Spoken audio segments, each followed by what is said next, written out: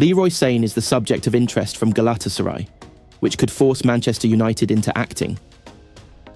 The Bayern Munich winger's future in Germany remains unclear, and the Turkish champions are looking to make an ambitious attempt to bring him to Istanbul. Galatasaray have set a meeting so that they can discuss the prospect of signing the winger, reports Photomac. United themselves have been linked with the 28-year-old, who has previously played at nearby Manchester City, where he won 2 Premier League titles. Ruben Amorim is looking to improve his squad in nearly every department, and Sane could add some much-needed attacking flair down the flanks. In every season he's been at Bayern, he's hit double figures for goals, and his pace would be a huge asset, particularly in a 3-4-3. The Old Trafford outfit are working with limited funds, which could hamper their January business, but Sane's contract is winding down, which could allow clubs to sign him on the cheap, with the German by no means a regular starter. Sane claims has had very good and trusting talks with Vincent Kompany and several of the leading lights at the club, including sporting director Christoph Freund. He told Bild, "That's why my thoughts are really only with Bayern at the moment. We'll see about everything else in the next week and months. I feel good at the club and in the dressing room. What counts for me is that I'm an important part of Bayern's plans, and I want to confirm that role." Some reports claim the ex-City man would have to take a pay cut if he wants to remain at the Allianz Arena, but Sane insists money is not his immediate priority, and he instead wants to focus on other things, including the potential to win the Champions League. "Generally speaking, how much I earn is not my first priority. To be honest, I haven't thought about it," he said. "It's about the whole package. What is my position? How does the club see me? What is the playing philosophy? Can we achieve something big like winning the Champions League together? Those are the things that are most important to me." Manchester United will make an approach to sign Victor Gyökeres this month rather than wait until the summer. The Sporting Lisbon striker, 26, was always likely to attract interest from his former boss Ruben Amorim after he was appointed as United's new head coach back in November. But a move for the Sweden star was penciled in for the summer, not now. Those plans have changed though. Amorim has told United's power brokers that they need to sign Gyökeres now, given their struggles in the Premier League, say the Star. Manchester United are 14th in the table after losing their last 3 league games and look short on firepower. But even if they can find the cash they need to trigger Gyökeres' £80 million plus release clause, it remains to be seen if he will fancy the move. The former Coventry City man has grown into one of Europe's most sought-after strikers since moving on from the Championship, and is believed to boast several high-profile suitors. January is a notoriously difficult time to extract players, so it's practically a given that Gyökeres will have more choice over his next move in the summer. And with United currently looking highly unlikely to qualify for Europe at all, Gyökeres would potentially be giving up European football next season should he opt to leave Sporting in January. To that end, his stance on leaving Sporting mid-season is currently unclear.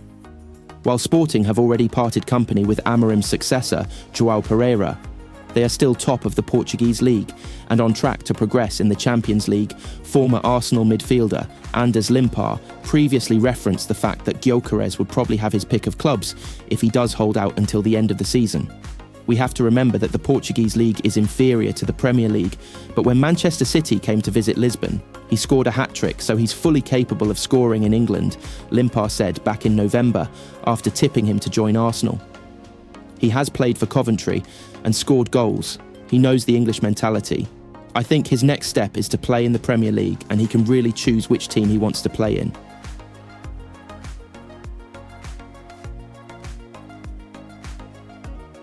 The process of selling Alvaro Fernandez was perfect, according to Erik ten Hag.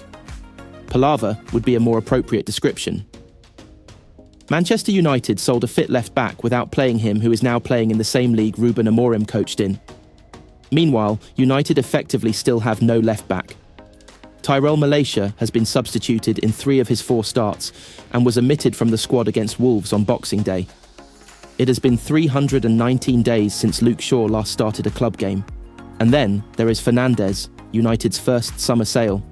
He has started in all 6 of Benfica's Champions League matches and in 13 of their 16 league games. That United never granted Fernandes a debut was a travesty. Brandon Williams played ahead of him during the 2023 pre-season tour, even though he had been informed by then football director John Murtough he was for sale. United never got a penny for the released Williams. Fernandes received Preston's Young Player of the Year award during his season on loan at Deepdale in 2022 to 2023. Malacia then suffered the knee injury that kept him sidelined for 550 days. Shaw predictably broke down after 2 games. Opportunity knocks. Instead, Fernandes was knocked back. United preferred to recruit the 11th hour loanee Sergio Reguilón, one of the club's worst left-backs in living memory. Fernandes was loaned to Granada on the same day. Shaw has been available for 3 games this season, while Malacia came back in November. Right-backs Noussair Mazraoui and Diogo Dalot have been run into the ground and their form has suffered. 10. Hag's judgment at left-back was often awry.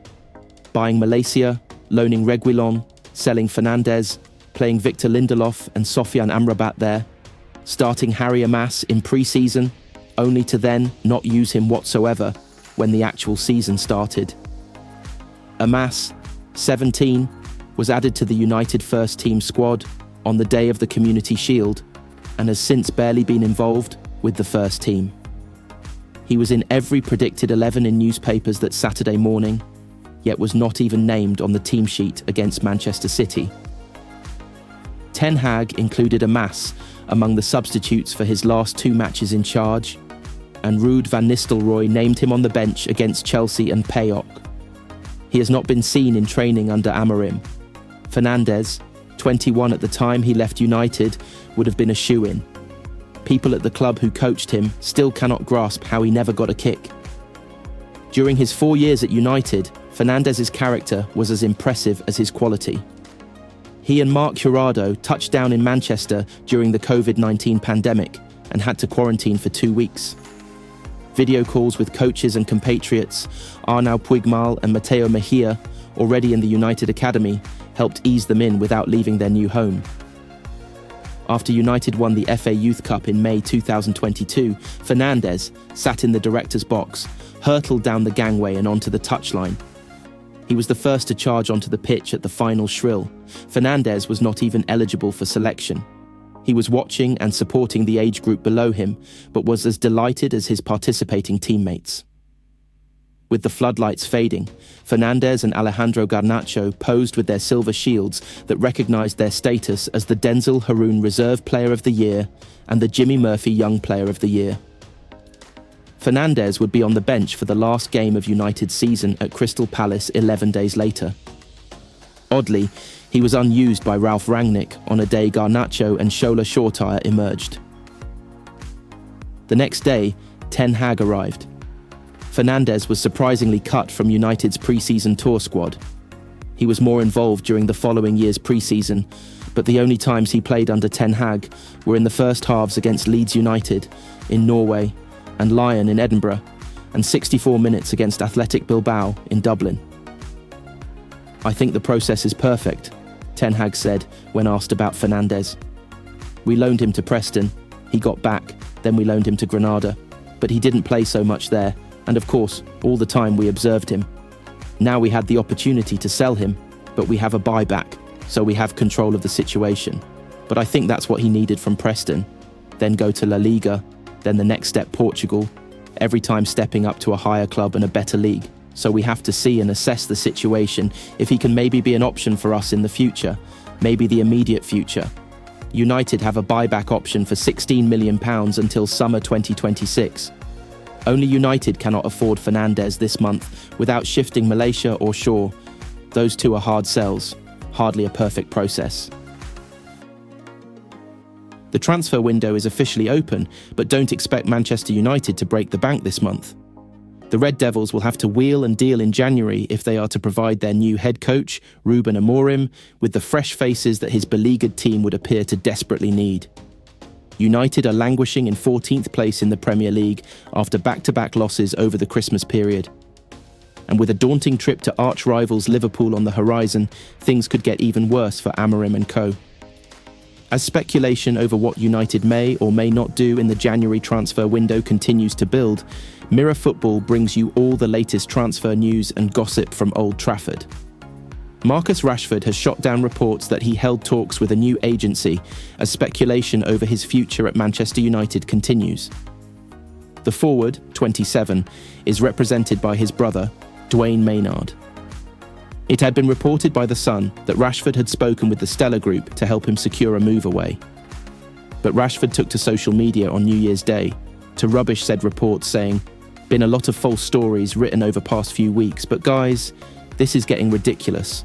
Never met with any agency and don't have any plans to do so." Ruben Amorim wants to sign a new goalkeeper in the wake of Andre Onana's inconsistent performances.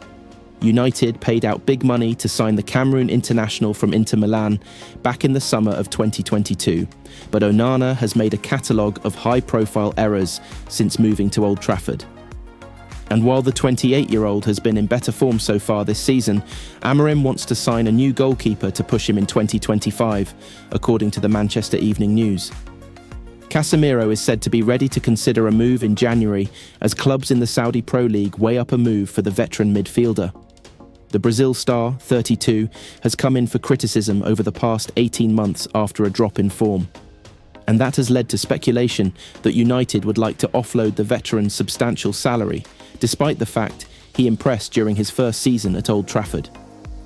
According to Brazilian outlet UOL, there are as many as 6 Saudi Pro League clubs in the running to sign Casemiro, including Cristiano Ronaldo's Al Nassr.